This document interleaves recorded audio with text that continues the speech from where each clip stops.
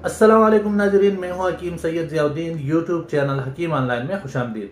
नाजरीन, हमारी आज की वीडियो का मौजू है तबखीर मैदा या मैदे का गैस क्यों होता है और ये कैसे पैदा होता है। हमारी आज की वीडियो इंतहाई अहमियत के हामिल है, इसलिए ज़रूरी है कि आज की वीडियो शुरू से आखिर तक गौर से देखें और इसमें मैदे को सेहतमंद रखने की जो रहनुमा उसूल बताए गए हैं उस पर अगर हम अमल करें तो हम मैदे और दीगर कई एक बीमारियों से बच सकते हैं। सेहत के बारे में मशहूर कौल है कि सेहत आपका बेहतरीन साथी है। अगर ये आपका साथ छोड़ जाए तो आप हर रिश्ते के लिए बोझ बन जाते हैं। इसलिए ज़रूरी है और हम सब पर फर्ज है कि हम अपनी सेहत का भरपूर ख्याल रखें।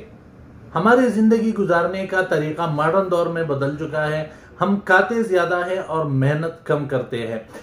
इसी तरह से जिंदगी की वजह से हमारे मैदे में ग़िज़ा कम हजम होती है। रही सही कसर फार्मी मुर्गी, कड़ाही गोश्त, बारबेक्यू और कोला मशरूबात का बेदरेज इस्तेमाल पूरा कर देती है।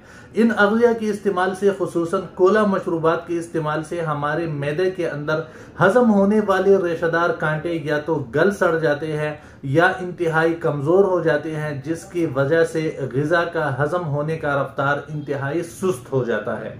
मैदे के अंदर जब ग़िज़ा काफ़ी देर तक पड़ी रहती है और वो जल्द हजम नहीं होती तो मैदे के अंदर जो गैर हजम शुदा ग़िज़ा होता है वो ख़राब हो जाता है और उसमें ताफ़ुन पैदा हो जाता है। और उसकी वजह यह है कि मैदे के अंदर दो इजाफी चीज़ें पैदा हो जाती है, जिनमें से एक चीज़ जो है वो गैस है, जबकि दूसरा तेज़ाबियत या तुरशी है। और दुनिया की तकरीबन जो भी चीज़ ख़राब होती है वो इन्हीं दो चीज़ों की पैदाइश की वजह से ही ख़राब होती है।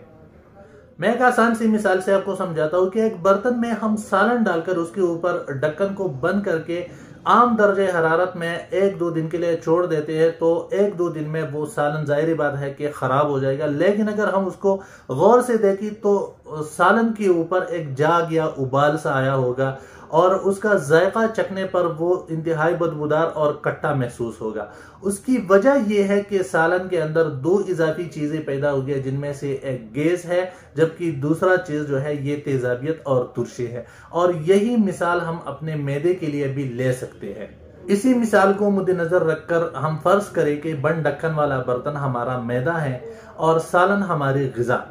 अगर इस सालन को ख़राब होने से पहले इस्तेमाल में लाया जाए तो फ़ायदा, और अगर सालन इस बर्तन में ख़राब हो जाए तो कोई इसको हाथ नहीं लगाता। बिल्कुल इसी तरह अगर मैदा ठीक हो और ग़िज़ा को जल्दी हजम करे तो इससे किसी किस्म का मसला पैदा नहीं होता और इंसान सेहतमंद रहता है। लेकिन अगर मैदे की कमज़ोरी की वजह से ग़िज़ा ज़्यादा देर तक मैदा में रहे तो उसके अंदर ताफ़ुन पैदा हो जाता है और ताफ़ुन की वजह जो है वो दो इजाफी चीज़ों का पैदा होना, जिसमें से एक हवा और दूसरा तेज़ाबियत है। और इसी की पैदा होने के अमल को हम तबखीर मैदा या गैस ट्रबल कहते हैं। मैदा की कमजोरी की वजह से कई एक अमराज जन्म ले सकते हैं, क्योंकि जो ग़िज़ा मैदा में ताफ़ुन का शिकार हो जाए और जो ग़िज़ा मैदा के अंदर ही गल सड़ जाए, वो अगर मैदा जल्द या बदेर हजम भी कर ले तो जाहिर बात है उससे अच्छी किस्म का खून नहीं बनेगा, बल्कि उससे नाकिस खून बनेगा। और यही नाकिस खून जब जिस्म के अंदर गर्दिश करता है तो उससे जिस्म के उज़लात, शरियाने, गुदूद, पट्टे, गुर्दा, मसाना और तमाम जोड़ियों में खराबियां पैदा हो जाती है। इस तरह अगर मैदा कमज़ोर हो और ग़िज़ा ज़्यादा देर तक मैदा में पड़ा रहे और ख़राब हो जाए तो उसके अंदर जो ज़रूरी अज्जा होते हैं जिस्म के लिए, जैसे फोलाद, कैल्शियम, विटामिन वगैरह, तो जाहिर बात है कि वो भी ज़ाया हो जाता है और खाने वाला सिर्फ अपना पेट भरने के लिए खाना खाता है और जिस्म ज़रूरी अज्जा के हुसूल से महरूम रहता है, जिसके वजह से जिस्म आहिस्ता आहिस्ता कमज़ोर होना शुरू हो जाता है।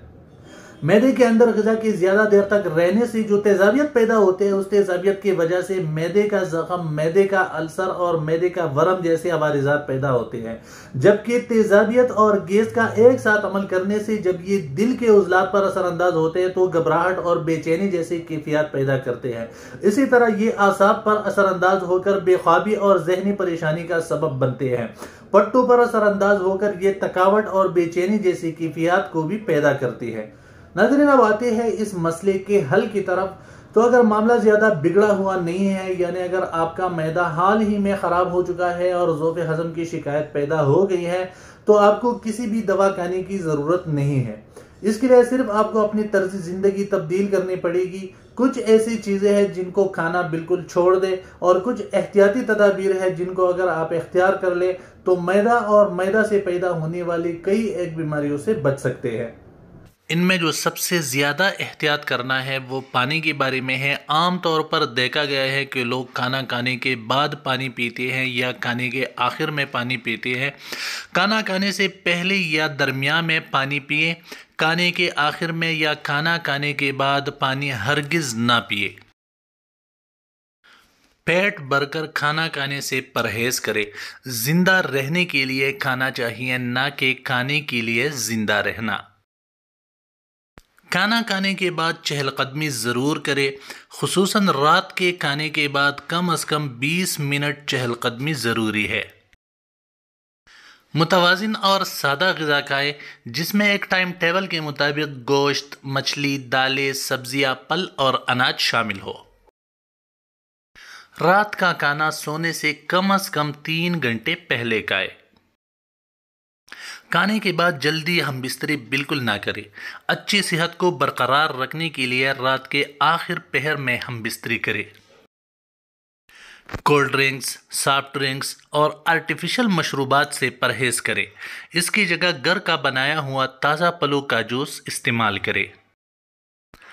तेज़ मसालाजात, केमिकल वाले खानों, फास्ट फूड्स, बारबेक्यू और कोला मशरूबात से हमेशा के लिए परहेज करें। लेकिन अगर आपका मैदा बहुत कमज़ोर हो चुका हो और ज़ोफ़े हज़म की शिकायत पैदा हो गई हो, इसके साथ वाई बादी, सीने की जलन, मैदे का ज़ख़म, अल्सर और इसी तरह घबराहट, बेचैनी, माली खोलिया, जुनून वगैरह के जैसे अलामात अगर ज़ाहिर हो तो इसके लिए जवारिश जालिनोस 2 से 3 महीने बाकायदा इस्तेमाल करें। इंशाल्लाह इसके इस्तेमाल से आपके मैदे के तमाम मसाइल हल हो जाएंगे। जवारिश जालिनोस आप किसी भी अच्छी कंपनी का लेकर इस्तेमाल कर सकते हैं। ये मैदे का बेहतरीन टॉनिक है। ये मैदे की फासिद रतूबात को मैदे से खारिज करता है। इसके इस्तेमाल से आप मैदे की कई एक मसाइल से निजात हासिल कर सकते हैं। मजीद मालूमात और तिब्बी रहनुमाई के लिए आप हमारे व्हाट्सएप नंबर पर भी हमसे रब्ता कर सकते हैं और इस वीडियो के कमेंट्स में भी अपने सवालात और अपने राय का इजहार कर सकते हैं। उम्मीद है आपको हमारी आज की वीडियो भी पसंद आई होगी। अगर वीडियो पसंद आई है तो लाइक ज़रूर कीजिएगा और अगर आप चाहते हैं कि टिप्स से मुतालिक हमारी इसी तरह की वीडियोस आप तक पहुंच सके और आपने अभी तक हमारा चैनल सब्सक्राइब नहीं किया तो चैनल सब्सक्राइब करके बेल का बटन दबाए। इस तरह हमारी जो भी नई वीडियो होगी वो आप तक पहुंच सकेगी। अपनी दुआओं में याद रखिएगा। अगली वीडियो तक के लिए अल्लाह हाफिज।